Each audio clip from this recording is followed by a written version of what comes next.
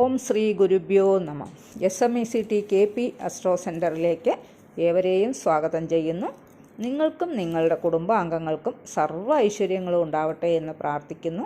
ഇന്നത്തെ നമ്മുടെ വിഷയം 2026 വരുന്ന വ്യാഴ സംക്രമത്തെക്കുറിച്ചാണ്.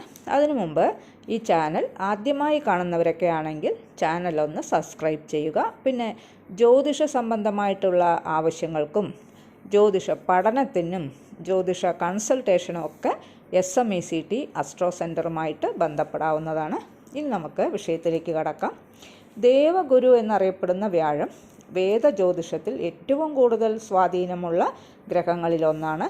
വ്യാഴം ഏറ്റവും ശുഭകരമായ ഗ്രഹമായിട്ടാണ് അറിയപ്പെടുന്നത്. വ്യാഴദൃഷ്ടി പതിക്കുന്നത് ഏറ്റവും പവിത്രമായിട്ടാണ് കണക്കാക്കുന്നത്.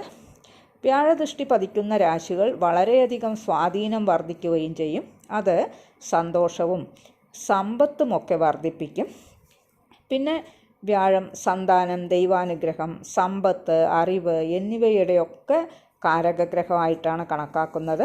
ഈ വർഷം വ്യാഴസംക്രമണം 2026 ജൂൺ 2 രാവിലെ 6:30 മിഥുനം രാശിയിൽ നിന്ന് കർക്കിടകൻ രാശിയിലേക്ക് സംക്രമിക്കപ്പെടും.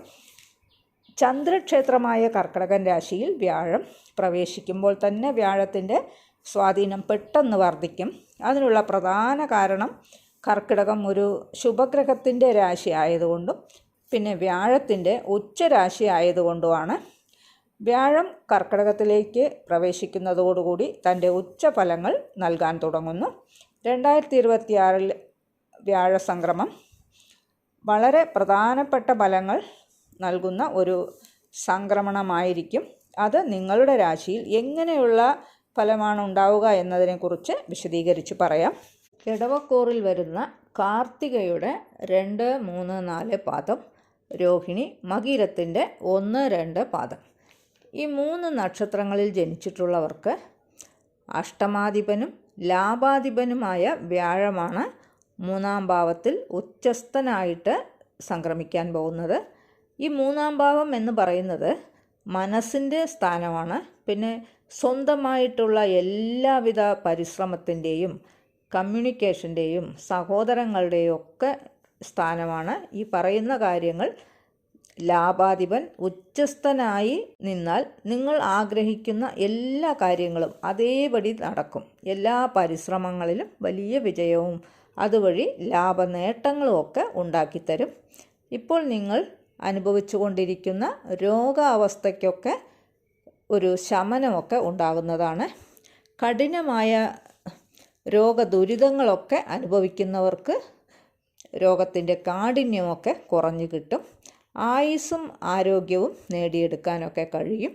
ചെയ്തുകൊണ്ടിരിക്കുന്ന ചികിത്സകളൊക്കെ വളരെയധികം ഫലപ്രദമായൊക്കെ തീരും. സഹോദരങ്ങളുടെ എല്ലാവിധ സഹായവും നിങ്ങൾക്ക് ലഭിക്കുന്നൊരു കാലഘട്ടം കൂടിയായിരിക്കും. അനിഷ്ടത്തിലിരുന്ന സഹോദരങ്ങൾ കൂടി ഇഷ്ടത്തിലാവുകയും ചെയ്യും. പിന്നെ സുഹൃത്തുക്കളും അയൽക്കാരുമായിട്ടുള്ള ബന്ധമൊക്കെ ദൃഢമാകും. അതുമാത്രമല്ല, ആശയവിനിമയ കാര്യങ്ങളിൽ ഗുണാനുഭവങ്ങളൊക്കെ വർദ്ധിക്കും. വാക്കുകൊണ്ട് ഉപജീവനം നടത്തുന്നവർക്ക് ഗുണാനുഭവങ്ങൾ വർദ്ധിച്ചു നിൽക്കും.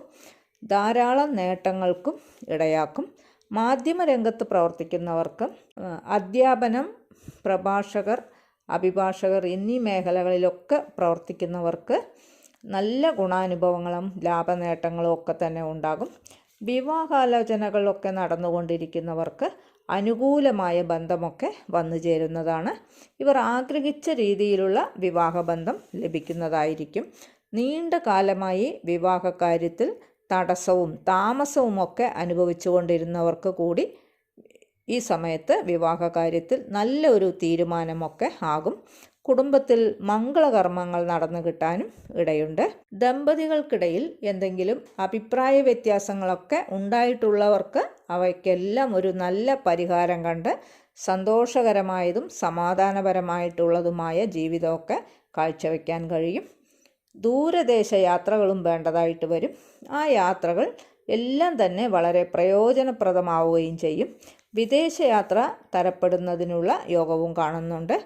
ഉന്നത പഠനം ആഗ്രഹിക്കുന്ന വിദ്യാർത്ഥികൾക്ക് പഠനം അനായാസേന സാധ്യമാകും. വിദേശ പഠനം ആഗ്രഹിക്കുന്നവർക്കും ആഗ്രഹം സഫലമാകും. പിന്നെ സന്താനങ്ങളുടെ ഉയർച്ചയിൽ അത്യധികം സന്തോഷിക്കാൻ കഴിയും. പൂർവ്വ പുണ്യങ്ങളെല്ലാം അനുഭവിക്കാൻ കഴിയുന്നൊരു കാലമാണ്. സഹോദരങ്ങളിൽ നിന്ന് ഒരുപാട് ഗുണാനുഭവങ്ങളൊക്കെ ലഭിക്കും. ബിസിനസ് രംഗത്ത് പ്രവർത്തിക്കുന്നവർക്ക് വളരെയധികം ഗുണാനുഭവങ്ങൾ ലഭിക്കും. പുതിയ പദ്ധതികൾ ആവിഷ്കരിച്ച് നടപ്പിലാക്കുന്നതിനും അവയിൽ നിന്നൊക്കെ നേട്ടങ്ങളും പ്രതീക്ഷിക്കാം. എല്ലാറ്റിൽ നിന്നും ലാഭവർധനവ് ഉണ്ടാകും. അപ്രതീക്ഷിത ലാഭമെന്ന് വേണം പറയാൻ. എല്ലാവിധ ഭൗതിക സുഖങ്ങളും അനുഭവിക്കാൻ ഉള്ള യോഗമൊക്കെ ഉണ്ടാകും. ധൈര്യത്തോടെ ഏതൊരു കാര്യത്തിലും ഇറങ്ങി പുറപ്പെടാവുന്നതാണ്. നേതൃത്വ ഗുണം വർദ്ധിക്കും. ആത്മീയപരമായ ചിന്തകൾ വർദ്ധിക്കും. ഏകാന്തവാസം ഇഷ്ടപ്പെടും.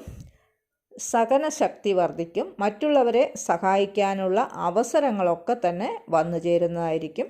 കലാ സാംസ്കാരിക രംഗത്ത് ഉയർച്ചകൾ ഉണ്ടാകുന്നതാണ്.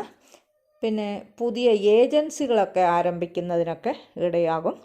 കേസുകളും കോടതി വ്യവഹാരങ്ങളൊക്കെ നിലനിൽക്കുന്നവർക്ക് അനുകൂലമായ വിധി വരുന്നതാണ്.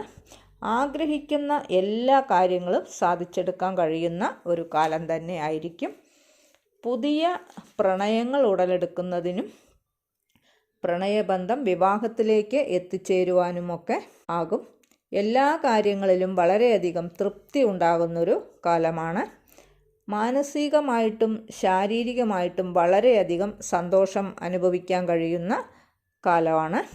പൊതുവെ ഈ രാശിക്കാർക്ക് വ്യാഴവും ശനിയും വളരെ അനുകൂലമായ ഭാവങ്ങളിൽ സഞ്ചരിക്കുന്നത് നല്ല രാജയോഗമാണെന്ന് തന്നെ പറയാം.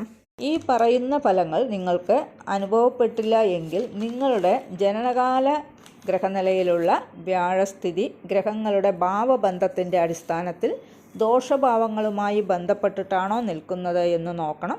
അത് മനസ്സിലാക്കി വ്യാഴത്തിനുള്ള പ്രതിവിധികളൊക്കെ ചെയ്യുക. ഓരോരുത്തരുടെയും ജാതകാടിസ്ഥാനത്തിൽ പ്രതിവിധികളിൽ മാറ്റങ്ങളൊക്കെ ഉണ്ടാകും. എങ്കിലും പൊതുവായ പരിഹാരങ്ങൾ നിങ്ങൾക്ക് ചെയ്യാവുന്നതാണ്. അതായത് വ്യാഴാഴ്ച വ്രതമനുഷ്ഠിക്കുക, മഹാവിഷ്ണു പ്രീതി വരുത്തുക, മഹാവിഷ്ണു ക്ഷേത്ര ദർശനമൊക്കെ നടത്തുകയാണെങ്കിൽ ജാതകവശാലുള്ള ചെറിയ തോതിലുള്ള ദോഷങ്ങളൊക്കെ മാറിക്കിട്ടുകയും മുകളിൽ പറഞ്ഞ ശുഭഫലങ്ങൾ അനുഭവിക്കുവാനുമൊക്കെ കഴിയും. ഈ ചാനൽ ഇതുവരെ സബ്സ്ക്രൈബ് ചെയ്യാത്തവരാണെങ്കിൽ ചാനലൊന്ന് മറക്കാതെ സബ്സ്ക്രൈബ് ചെയ്യുക. പിന്നെ ജ്യോതിഷ സംബന്ധമായിട്ടുള്ള എല്ലാ ആവശ്യങ്ങൾക്കും സ്ക്രീനിൽ കാണുന്ന നമ്പറിൽ ബന്ധപ്പെടുക.